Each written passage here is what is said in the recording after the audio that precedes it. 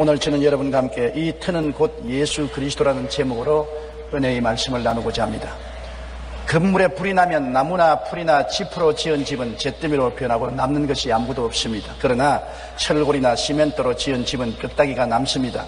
우리의 신앙도 마찬가지입니다. 나중 주님의 상급 심판을 받을 때 세상 것으로 신앙의 집을 지은 자는 다 잃어버리고 말게 될 것입니다. 그러나 금이나 은이나 보석으로 지은 집은 심판의 불을 능히 이기고 영구히 있을 것이요 상급을 받게 될 것입니다. 우리 인생은 모두 집을 짓는 자들입니다. 인생이란 집을 잘 짓는 자도 있고 못 짓는 자도 있습니다. 세계적으로 유명한 건축물 중에 서로 대조가 되는 것으로 이태리의 토스카 지방에 있는 피사의 사탑과 미국 뉴욕 맨하탄에 있는 엠파이어 스테이트 빌딩이 있습니다. 이 두 건물을 비교해보면 건물의 터가 얼마나 중요하다는 것을 잘 보여주고 있습니다. 엠파이어 스테이트 빌딩은 큰 바위를 기반으로 기초공사를 잘했기 때문에 아무리 세찬 바람이 불어도 흔들리지 않습니다. 그러나 피사의 사탑은 기반이 약한 곳에 세워졌기 때문에 1174년 착공 이래로 현재 5.2m 기울어져 붕괴의 위험이 있는 상태입니다. 그러므로 틀을 잘 닦는 것은 매우 중요합니다. 우리의 신앙도 꼭 마찬가지인 것입니다. 튼튼하고도 확실하고 흔들리지 않고 무너질 수 없는 터전 위에 신앙의 집을 지어야지, 흔들리는 터전 위에 신앙의 집을 지으면 터도 무너지고 집도 무너지고 마는 것입니다. 그렇기 때문에 우리의 신앙의 집과 터 닦기는 엄청나게 중요합니다. 사람들은 인본주의적인 틀을 닦아서 그 위에 자기의 미래를 건축하고 있습니다. 인본주의적인 틀한 것은 인간의 철학이나 학문이나 수양이나 노력이나 고행이나 종교 등 자력으로 일군 터 위에 자기 인생의 집을 짓습니다. 성경 골로새서 2장 8절에는 누가 철학과 헛된 속임수로 너희를 사로잡을까 주의하라. 이것은 사람의 전통과 세상의 초등학문을 따름이요 그리스도를 따름이 아니라고 말한 것입니다. 인간의 노력으로 틀을 닦아놓은 것은 다 무너지고 남아있는 것이 없게 되는 것입니다. 우리가 역사적으로 고대 국가들이 왕성했던 수도가 돌더미에 쌓여있고 아무것도 남은 것이 없는 것은 인간이 닦은 터는 다 그와 같이 되어버리고 마는 것입니다. 또 혼합주의적인 터가 있는 것입니다. 하나님이 닦은 터에 인간이 보태어야 한다는 것이, 즉 하나님과 인간의 합작으로 터를 닦아야 된다고 말하는 사람들이 있습니다. 아무리 하나님의 은혜를 주시더라도 인간은 율법을 지켜야 구원을 받는다. 아무리 은혜를 주시더라도 우리가 금욕하고 고행을 해야 하나님의 은총을 받을 수가 있다. 아무리 하나님의 은혜를 받는다고 해도 할례를 받거나 종교의식을 집행해야만은 그 은혜가 필요가 있다. 그렇게 말하는 사람들이 있습니다. 혼합주의적인 틀을 닦아야 된다는 것입니다. 그러나 여러분, 절대로 다른 터가 있을 수가 없습니다. 우리가 인생의 집을 지을 터는 예수 그리스도밖에 없습니다. 고린도전서 3장 11절에 이 닦아둔 것 외에 능히 다른 터를 닦아둘 자가 없으니 이 터는 곧 예수 그리스도라고 말한 것입니다. 예수님의 십자가 대속 죽음과 부활의 터전은 영원하고도 절대 완전한 터인 것입니다. 예수님만이 온 인류의 죄를 대신 짊어지시고 십자가에서 몸짓고 피 흘려 영원히 청산해버려서 어떠한 죄악의 바람이 불어와도 흔들리지 않고 무너지지 않은 터가 된 것입니다. 사도행전 4장 11절로 12절에 이 예수는 너희 건축자들의 버린 돌로서 집 모퉁이의 머릿돌이 되었느니라. 다른 이로서는 구원을 받을 수 없나니 천하 사람 중에 구원을 받을 만한 다른 이름을 우리에게 주신 일이 없었다고 성경은 말하고 있는 것입니다. 이 터전은 하나님의 은혜의 선물이지 절대로 대가를 주고 살 수 없습니다. 하나님이 우리 주 예수 그리스도를 통해서 이루어 놓은 엄청난 대역사인 것입니다. 이 대역사의 터전 위에 우리 사람이 아무것도 보탤 수도 없고 뺄 수도 없습니다. 하나님이 만든 터전을 우리가 은혜의 선물로 받아서 그 위에 인생의 집을 짓는 것입니다. 우리가 대가를 지불하고 하나님의 닦아놓은 터를 양도받을 수는 절대로 없는 것입니다. 하나님은 세상을 이처럼 사랑하사 독생자를 주셨고, 예수님은 우리를 이처럼 사랑하사 몸짓고 피 흘려서 이 터를 닦아놓은 것입니다. 하나님의 영원한 아들이 자기의 생명을 바쳐서 닦아놓은 터를 인간의 어떠한 수단과 방법으로도 대가를 지불하고 그 터를 살 수가 없는 것입니다. 하나님의 닦아준 터는 은혜의 선물로 우리가 받을 따름인 것입니다. 에베소 2장 8절로 9절에 너희는 그 은혜를 위하여 믿음으로 말미암아 구원을 받았나니 이것이 너희에게서 난 것이 아니요 하나님의 선물이라. 행위에서 난 것이 아니니 이니 누구든지 자랑치 못하게 하리라. 내가 이 터 닦는 데 도움을 베풀었다, 내 힘으로 터를 닦는 데 보탬이 되었다, 이렇게 자랑하지 못하게 하나님은 하시는 것입니다. 그리스도라는 터는 하나님이 홀로 영원히 닦아놓은 터이고 하나님만이 영광을 받을 것이고 하나님은 이 터를 우리에게 공짜로 선물로 주신 것입니다. 믿음으로 예수 그리스도를 받아들여서 그 위에 우리가 인생의 터를 닦는 것입니다. 우리가 인생의 터 위에 집을 지을 때 성경은 금으로 짓는 집이 있다고 말한 것입니다. 금은 하나님의 절대 주권을 상징하는 것입니다. 하나님의 성전을 보면은 성소와 지성소가 있는데 성소와 지성소는 모두 다 금으로 장식했습니다. 하나님의 임재는 금으로 장식하는 것입니다. 금은 하나님의 신성을 표시하는 것입니다. 그런데 하나님은 사랑인 것입니다. 금은 바로 사랑을 표시하는 것입니다. 우리가 금으로 집을 짓는다는 것은 예수를 믿되 우리 신앙 중심이 사랑으로서 실천하는 신앙을 가진다는 것입니다. 사랑이라고 말하니까 슈바이처 박사처럼 아프리카의 오지에 들어가서 일생을 바치는 그런 사랑을 해야 된다, 그렇지 않으면 테레사 수녀같이 인도의 가장 가난한 곳에 들어가서 가난한 사람들과 일생을 보내야 된다, 이런 것만 사랑이 아닙니다. 사랑이란 가장 우리 가까운 내가 있는 현 자리에서 가장 가까이 있는 사람들에게 사랑을 베푸는 것입니다. 이해하고 동정하고 인내하고 사랑하는 사랑의 생활이 금으로서 집을 지는 것입니다. 어떠한 부부가 하룻밤 잠을 자는데 동시에 꿈을 꾸었습니다. 꿈에 남편과 아내의 꿈에 예수님이 나타나셔서 내일 내가 너희 집을 찾아올 터이니 나를 영접할 준비를 하라. 깨어나서 남편이 그 꿈 이야기하니까 부인이 화닥닥 놀라면서 나도 꼭 같은 꿈을 꾸었다. 내일 예수님이 찾아온다니까 우리 대접할 준비를 하자. 집 청소를 하고 정리를 하고 맛있는 음식을 만들어서 그날 하루 종일 기다리는데 아무리 기다려도 아무도 안 오는데 해그름이 되어서 누가 문을 두들기거든요. 뛰어나가 보니까 고아한 아이가 눈보라가 치는데 발이 퉁퉁 부어 얼어서 손을 호호 불면서 먹을 것을 좀 달라고 합니다. 오라는 예수님은 안 오고 무슨 고아가 왔느냐. 그러나 왔으니까 돌보아 주자고 들어와서 발을 씻겨주고 옷을 뜨뜻하게 입혀주고 음식을 잘 먹여서 신발을 신겨서 내보냈습니다. 그리고 둘이가 꾸벅꾸벅 졸고 있는데 밤 10시쯤 되어서 누가 문을 두들깁니다. 보니까 노인 한 사람이 길을 가다가 눈 속에서 길을 잃어버리고 허기에 취해서 벌벌 떨고 서 있습니다. 그래서 그분을 청에다가 따뜻한 음식을 먹이고 옷을 입혀주고 몸을 녹여서 보내줬습니다. 그런데 예수님은 안 왔어요. 그래서 둘이가 낙심을 하고 그날 밤을 잠자는데 똑같이 꿈에 예수님이 나타났습니다. 오늘 내가 너희 집을 찾아갔는데 대접을 잘 해주어서 참으로 고맙다. 주님 안 왔는데 무슨 오시기는 오셨어요. 내가 고아의 몸을 통해서 너희 집을 찾아갔고 길 잃은 나그네의 노인의 몸을 통해서 너희 집을 찾아갔는데 너희가 나를 대접하듯이 고아와 노인을 잘 대접해 주어서 내가 흡족했다, 고맙다, 너를 축복한다, 그렇게 말씀하시더랍니다. 여러분, 예수님을 다른 데서 찾으면 안 됩니다. 바로 내 이웃에서 예수님을 찾아야 되는 것입니다. 내 이웃에 헐벗고 굶주리고 소외되고 버림받고 고통당하는 그분들이 바로 예수 그리스도의 모습인 것입니다.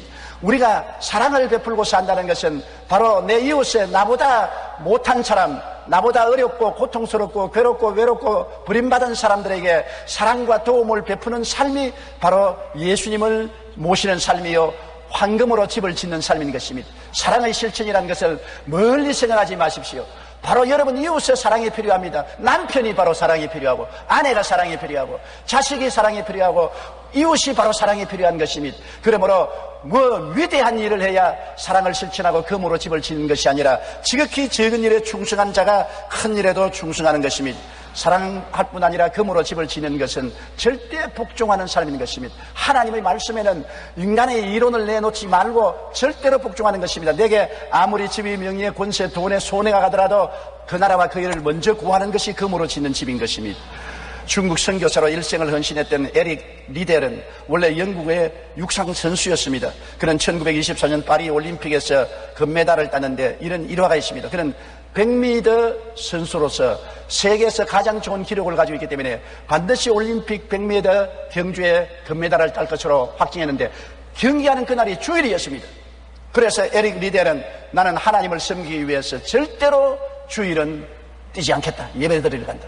그러니 올림픽 위원회와 영국 황실에서까지 들고 일어나서 설득을 해도 눈도 깜짝하지 않습니다. 나는 죽음을 당할지라도 주일은 주님을 지켜야 하기 때문에 안 뛴다.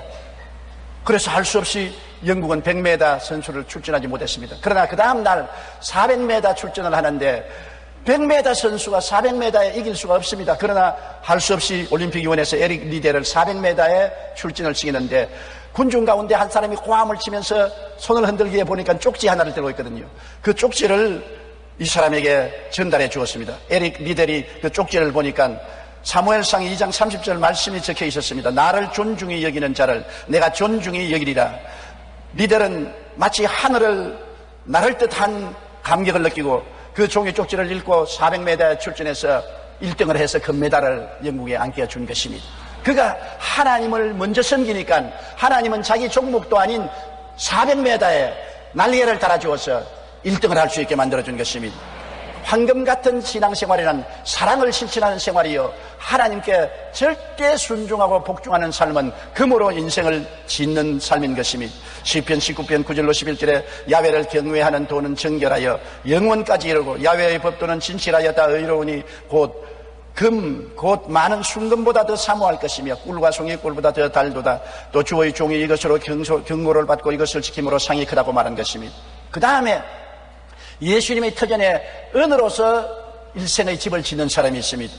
은은 구속함을 말합니다. 성경에 보면 사람을 팔고 살 때 은을 주고 팔고 사는 것입니다.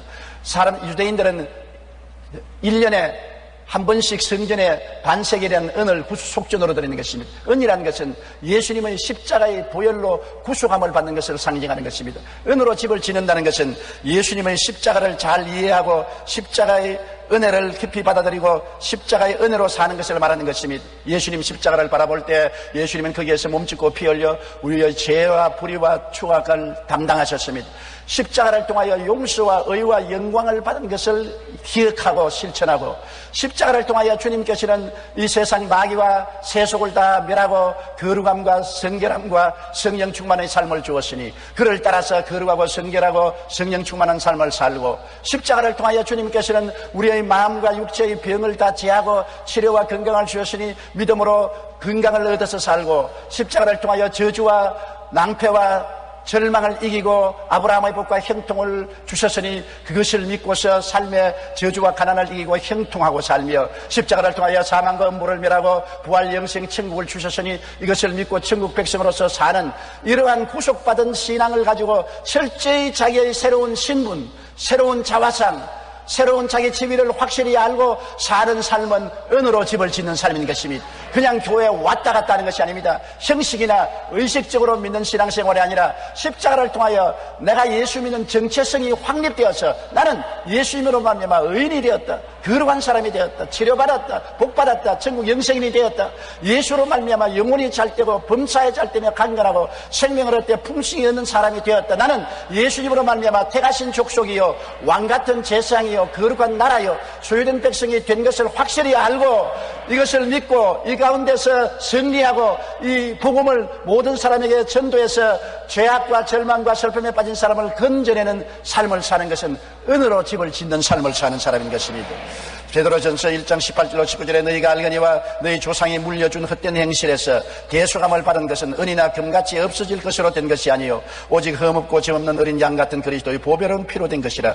예수 그리스도의 보혈로 구속받은 이 대속의 은총을 전파하는 것은 은으로 집을 짓는 것입니다. 그 다음 보석으로 집을 짓는 것은, 보석은 아름다운 장식을 뜻하는 것입니다. 이사야 61장 10절에 내가 야훼로 말미암아 크게 기뻐하며 내 영혼이 나의 하나님으로 말미암아 즐거워하리니 이는 그가 구원의 옷을 내게 입히시며 공의의 겉옷을 내게 더하시며 신랑이 사물을 쓰며 신부가 자기 보석으로 단장함 같게 하셨습니다.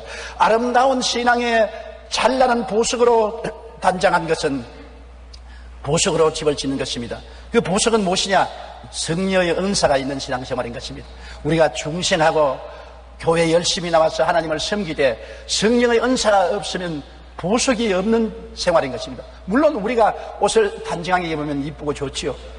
그러나 여성들은 귀걸이도 달고 금반지, 다이아몬드 반지, 팔걸이, 발걸이 여러 가지 보석으로 장식을 하지 않습니까? 그러면 더 이뻐 보이고 아름다워 보인다고요. 우리 신앙생활이 예수 믿고 구원받고 살지만은 성령의 은사가 있으면 우리 삶이 보석같이 반짝이기 시작하는 것입니다. 우리가 성령 충만하여 지혜의 말씀이 있고 지식의 말씀이 있고 영분별이 있고 방언도 하고 방언 통역도 하고 예언도 하고 믿음의 역사도 일어나고 권능의 역사도 일어나고 병 고치는 역사도 일어나고 성령으로 말미암아 사랑과 희락과 화평과 오래 참음과 자비와 양성과 충성과 온유와 절제 같은 아름다운 열매를 맺으면 보석으로 단장한 신앙인이 되는 것입니다. 오늘날 하나님 앞에서 그리스도의 터전 위에 보석으로 집을 짓는 자는 성령 충만하고 성령의 은사와 열매가 가득하여 성령으로 실천하는 사람은 보석으로 집을 짓는 사람이 되는 것입니다. 고린도전서 12장 7절에도 각 사람에게 성령을 나타내시면 유익하게 하려 하심이라 하였었습니다. 11절에는 이 모든 일은 같은 한 성령이 행하사 그 뜻대로 각 사람에게 나누어 주신다고 했었습니다. 은사를 받아서 나누어 주고 은사를 통해서 하나님께 영광을 돌리는 삶은 보석으로서 집을 짓는 생활인 것입니다. 그러나 나무나 풀이나 짚으로 지은 집은 어떠한 집입니까? 나무나 풀이나 짚은 불로 다 떼면 뗄감밖에 되지 않습니다. 나무나 풀이나 짚은 고생하지 않더라도 땅 위에 그대로 솟아나는 것입니다. 나무나 풀이나 짚은 여러분 우리가 예수 믿는다고 이 세상에 살면서도 세상 욕심이나 명예나 집이나 권세나 부귀나 쾌락을 따라서 살고 주님을 중심으로 서지 못합니다. 주님과 세상을 동시에 섬기며 살려고 하는 이러한 사람은 나무나 풀이나 짚으로 집을 짓는 사람인 것입니다. 예수를 안 믿는 것은 아닙니다. 그리스도의 터전 위에서 인생을 살아가기는 살아갑니다. 주일날 교회도 나오고 11조도 드리고 하나님께 감사도 하는 것입니다. 찬송도 하고 기도도 하면서도 교회 밖에 나가면 곧장 세상 욕심을 따라 명예, 지위, 권세, 부귀, 쾌락을 따라서 사는 육신에 속한 성도의 생활인 것입니다. 디모데전서 6장 17절로 19절에 내가 이 세대에서 부한 자들을 명하여 마음을 높이지 말고 정함이 없는 재물에 소망을 두지 말고 오직 우리에게 모든 것을 후히 주사 누리게 하시는 하나님께 두며 선을 행하고 선한 사업을 많이 하고 나누어 주기를 좋아하며 너그러운 자가 되게 하라. 이것이 장래에 자기를 위하여 좋은 터를 쌓아 참된 생명을 취하는 것이라 했었습니다. 그런데 이렇게 주님 중심으로 살지 아니하고 세상 욕심이나 명예, 지위, 권세, 부, 쾌락을 따라서 인생을 살면은 예수를 믿기는 믿었으되 나무나 풀이나 짚으로 지은 인생이 되어서 나중에 주님이 심판하실 때 주님의 불에 다 타버리고 자기는 후사일생으로 불에서 끄집어낸 나무 동갱이 같이 구원을 받게 되는 것입니다. 상급이 하나도 없고 수치와 곤욕을 당하고 말 것인 것입니다. 우리가 이 세상에 살면서 무엇이 우리 신앙을 금이나 은이나 보석과 나무나 풀이나 짚으를 만들겠습니까? 금이나 은이나 보석은 여러분 땅속 깊은 곳에 있습니다. 땅을 캐고 바위를 깨뜨리고 들어가야 금이나 은이나 보석을 칠 수 있는 것입니다. 우리 사람들은 우리 속에 잠재적으로 금이나 은이나 보석이 들어있습니다. 그러나 금이나 은이나 보석 같은 신앙생활을 하려면 우리가 깨어지고 파헤쳐져서 우리 속에 금이나 은이나 보석을 캐내야 되는 것입니다. 그러면 그런 캐낸 광물을 재린을 통해서 불같은 재린을 통해서 찌꺼기를 드러내고 순수한 금이나 은이나 보석을 찾아내는 것입니다. 우리 신앙생활은 고난의 터널을 통하고 불같은 시련을 통해 자기가 깨어지고 회개를 통해 변화받아야 금이나 은이나 보석이 되는 것입니다. 금이나 은이나 보석 같은 신앙생활은 그냥 저절로 되는 것은 아닙니다. 예수님을 믿고 난 다음에 주님께서 우리를 캐내는 것입니다. 우리 속에 금을 캐내고 은을 캐내고 보석을 캐내는 것입니다. 금을 캐내려면 더 깊이 파헤쳐드려야 되고 은은 좀 덜 깊이 파고 보석은 좀 덜 깊이 파도 우리를 파헤치고 깨뜨려야 보석을 캐내지요. 우리 신앙생활이 평탄하면 결코 금이나 은이나 보석 같은 신앙은 되지 아니하는 것입니다. 여러 가지 신앙생활에 시험과 환난과 고통이 다가오는 것은 하나님이 여러분 생애 속에 금 캐고 은 캐고 보석 캐려고 그렇게 하는 것입니다.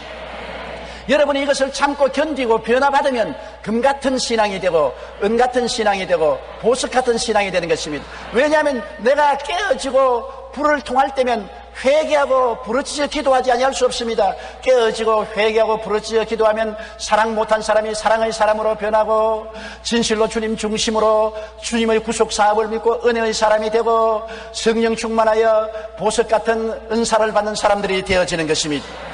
베드로전서 1장 7절에 너희 믿음의 확실함은 불로 연단하여도 없어질 금보다 더 귀하여 예수 그리스도께서 나타나실 때 칭찬과 영광과 존귀를 얻게 할 것이라고 말한 것입니다.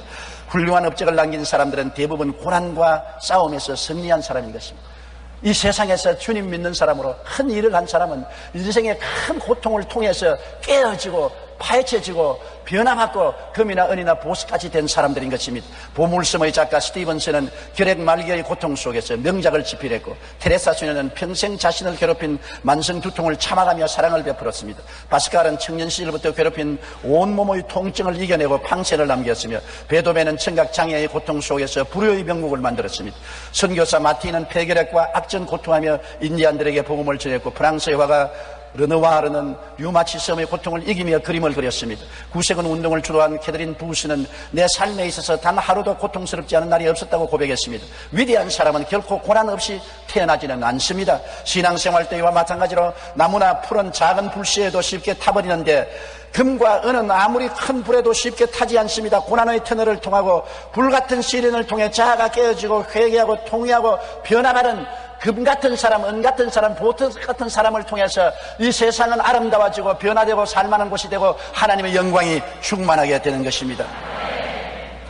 여러분, 삿갓 쪽에는 바위나 뱀이 창에 붙어서 삽니다. 이 삿갓 쪽에는 워낙 집착력이 강해서 바위를 깰지언정 거기에 붙은 삿갓 조개를 떼낼 수 없습니다. 과학자들은 삿갓 조개가 이렇게 강하게 붙어있는 이유 중에 하나로 오랫동안 파도와 싸웠다는 점을 꼽습니다. 파도의 힘은 시속 500km의 엄청난 바람과 비슷한 힘으로 조개를 때립니다. 이렇게 강한 파도 속에서 오랜 세월을 살아남기 위해서는 삿갓 속에는 엄청난 삿갓 힘을 키워서 바위에 바짝 붙었습니다. 파도가 너무나 세기 때문에 실려 나가면 죽거든요. 죽으라고 바위에 붙어 있으니까 점점 조개살이 강해져 가지고서 나중에는 바위를 깨뜨려도 조개가 떨어지지 않습니다. 우리의 믿음도 한 가지인 것입니다. 많은 풍파와 시련을 통하면 예수님께 바짝 붙고 더 바짝 붙고 더 바짝 붙어서 나중에는 어떻게 되어도 예수님께 떨어지지 않습니다. 진실로 금이나 은이나 보석 같은 신앙으로 그리스도에게 찰싹 들어붙어서 그리스도와 운명을 같이 하는 사람이 되는 것입니다. 불같은 시험 많으나 겁내지 말지어다. 그 시련이 여러분과 나를 그리스도의 품에 깊이 안기게 만들어주는 것입니다. 이러기 때문에 금이나 은이나 보석 같은 신앙이 되는 것은 얼마나 좋은지 몰라요. 베드로전서 4장 12절로 13절에 사랑하는 자들아, 너희를 연단하려고 오는 불시험을 이상한 일 당하는 것 같이 이상히 여기지 말고 오히려 너희가 그리스도의 고난에 참여하는 것으로 즐거워하라. 이는 그 영광을 나타내실 때 너희로 즐거워하고 기뻐하게 하려 함이라고 말한 것입니다. 일반적으로 사람들이 보석 중에 보석으로 여기는 것은 다이아몬드입니다. 바로 이 다이아몬드를 인위적으로 만드는 방법을 보면 놀랍습니다. 자연 다이아몬드 아니고 인공 다이아몬드가 지금 많지 않습니까? 인조 다이아몬드를 만드는 과정은 탄소로 이루어진 수철 1700도의 고열로 가열한 뒤에 5만 기압의 무게로 압축시킵니다. 5만 기압이라고 하면 도토리를 집채만한 쇳덩이로 누르는 것과 같습니다. 이런 극한 상황에 아름답고 영롱한 다이아몬드가 생겨나는 것입니다. 보십시오. 1700도의 불로서 숯을 태우고 그게 5만 기압, 도토리를 집채만한 쇳덩이를 누르는 기압으로 눌러놓으면 까만 숯이 반짝반짝하는 다이아몬드로 변화되는 것입니다. 죄가 많고 불의하고 추악하고 버림받아야 마땅한 우리들도 예수 그리스도를 구주로 믿고 구원받은 우리에게 시련과 환난이 다가와서 불같은 시험과 환난의 어려움이 누르면 다이아몬드가 되어버리고 마는 것입니다. 우리가 사라질 것 같지만은 고난 당할수록 우리는 더 강해지고 아름다워지고 변화받고 영광스러운 우리가 되는 것입니다. 그렇기 때문에 예수 믿는 신앙생활에 따라오는 시험과 환난과 고난을 피하려고 생각하지 마십시오. 그 가운데서 오히려 하나님께 감사하고 찬양하고 믿음으로 주의 품에 더 안기는 삿갓 조개나 다이아몬드가 되시기를 주님 이름으로 축원합니다. 그러면 여러분이 주님 오시는 날에 불로 시련해도 타 없어지지 않는 금이나 은이나 보석 같은 신앙의 집을 짓고 그곳에서 하나님의 상급을 받게 되는 것입니다. 그러나 나무나 풀이나 짚은 지상에 있습니다. 깨뜨릴 필요가 없어요. 파헤칠 필요가 없어요. 그냥 발에 차이는 것이 나무나 짚이나 풀인 것입니다. 이 세상에 집이나 명예나 권세나 돈이나 쾌락이나 방탕은 연단받을 필요가 없어요. 내버려 놓으면 들풀같이 자라는 것입니다. 대다수의 사람은 저항 없이 세상에서 이런 것에 섞여서 살고 있는 것입니다. 이것은 다 불타거나 썩을 것밖에 없습니다. 세상적이고 정욕적이며 일시적인 것을 쫓아 살고 자아가 깨지지 않고 회개하지 않는 삶은 나무나 풀이나 짚과 같은 삶인 것입니다. 이러한 삶은 아무 공로가 없어요. 다른 사람에게 변화도 가져오지 않고 행복도 가져오지 않고 도움도 가져오지 않고 복음을 위한 영광도 나타내지 못하고 자기나 겨우 특별히 구원을 받아서 하늘에 올라가더라도 하나님이 상급 심판의 불을 통하게 되면 이 세상 일생 살한 것이 다 불타버리고 자기는 불구덩이 가운데 겨우 목숨만 건져 나오는 사람처럼 구원을 받게 되고 수치스럽게 되고 말 것입니다. 누구든지 그 공적이 불타면 해를 받으리니 그러나 자신은 구원을 받되 불 가운데 받은 것 같으리라고 성경은 말하고 있는 것입니다. 마르쿠스 안토니우스는 로마의 집정관으로 강력한 지도자이자 용맹스러운 군인으로 잘생긴 외모에 머리도 비상했습니다. 게다가 당시 그는 은빛 목청을 가진 로마의 웅변가로 알려졌습니다. 그러나 그는 육신적이고 말초적인 욕구에 따라서 하는 습관을 고치지 못했습니다. 로마의 가장 중요한 시기에 이집트 원정을 간 그는 제국의 중요한 순간에 클레오파트라를 보고 그만 클레오파트라에 빠져서 육신의 정욕에 끌려서 순간의 쾌락을 위해서 그녀와 불륜 관계를 맺고 자신과 세상의 지도자로서의 갖고 있는 권력과 생명까지 잃어버리고 마는 것입니다. 로마의 황제가 될 수 있는 사람이 일시적인 세상의 나무나 짚이나 풀 같은 쾌락에 빠져서 일생을 불타버리고 잃어버리고 말한 것입니다. 우리가 세상적이고 정욕적이며 일시적인 것을 따라 살면서 자아가 깨지지 않고 회개하지 않는 삶은 나무나 풀이나 집이 작은 불씨에도 불타듯이 썩어져 없어지는 비참한 인생을 살고 마는 것입니다. 그렇기 때문에 우리들은 항상 경계해야 되는 것입니다. 인간은 예수님으로 인하여 구원을 받으나 그의 생활이 그 신분을 금같이 은같이 보석같이 나무같이 금불같이 집같이 만들어내는 것입니다. 터는 아무도 만들 수가 없습니다. 예수님만이 영원한 터지만은 그 위에 세우는 나의 일생의 집은 금같이 지을 수도 있고 은같이 지을 수도 있고 보석같이 지을 수도 있고 나무나 짚이나 금불로 지을 수도 있는 것입니다. 영의 눈으로 보면 이미 우리는 금이요 은이요 보석이요 나무요 금불이요 짚으로 다 보일 것입니다. 육신의 장막집 벗고 주님 나라에 갈 때 어떤 신분으로 갈까요? 최후의 심판의 날에 불구덩이에서 건지는 나무 토막같이 구원을 받아 수치를 당치 말아야 할 것인 것입니다. 여러분은 여러분 가슴 속에 손을 얹고 여러분을 돌이켜 보십시오. 예수를 구주로 믿는 것은 우리 신앙인들이 다 동일합니다. 똑같은 영생의 터전 위에 우리는 살고 있는 것입니다. 내가 금같이 사랑과 순종으로 사느냐, 은같이 복음 속에서 내 정체성을 가지고 복음 전도를 하며 사느냐, 보석같이 성령 충만하고 성령의 은사로서 남을 도와주며 사느냐, 그렇지 않으면 이 세상의 부귀영화 공명과 쾌락을 쫓아서 나무나 짚이나 금불같이 바람 부는 대로 물결 치는 대로 살아가느냐, 우리 스스로를 깨달아 알아야 할 것입니다. 며칠 후 우리는 다 하나님의 부르심을 받아 하나님 앞에 서야 되는 것입니다. 우리가 몸을 떠나가든지 주님이 강림하시든지 언제고 주님 앞에 우리는 서게 될 것입니다. 그리스도의 터전 위에 세우지 않는 집은 터전도 없으니까 통째로 불타서 지옥의 잿더미 속으로 떨어지고 마는 것입니다. 그러나 예수님을 구주로 모셨음에도 불구하고 이 세상에 속하여 나무나 짚이나 금불같이 세속을 쫓아서 살면 불타버린 자기 일생을 바라보고 하나님 앞에 수치스럽고 곤혹스러운 구원을 받게 될 것입니다. 가슴을 펴고 당당하게 구원을 받아 살 수 있는 사람은 금으로서 인생을 집을 짓고 은으로서 집을 짓고 보석으로서 인생을 지은 사람은 칭찬과 찬양과 박수 속에 천사의 환호를 받으며 영원한 영광 속에 들어가게 되실 것입니다. 우리 고개 숙여 기도드리겠습니다. 하나님 우리 아버지여, 하나님께서 우리 주 예수 그리스도의 터전 위에 우리를 불러주신 것을 감사합니다. 이 터는 어떠한 다른 터로도 바꿀 수가 없습니다만 터전 위에 우리가 일생의 집을 지을 때 하나님이여 금으로 은으로 보석으로 집을 짓게 도와주시옵소서. 금 같은 믿음, 은 같은 믿음, 보석 같은 믿음을 가지고 우리 신앙생활을 하게 도와주시옵시고 이 세속을 따라서 육신의 정욕, 안목의 정욕, 이생의 사랑의 포로가 되어 나무나 짚이나 금불로 살다가 일생을 마치지 말게 도와주시옵소서. 예수님 이름으로 기도드리옵나이다. 아멘.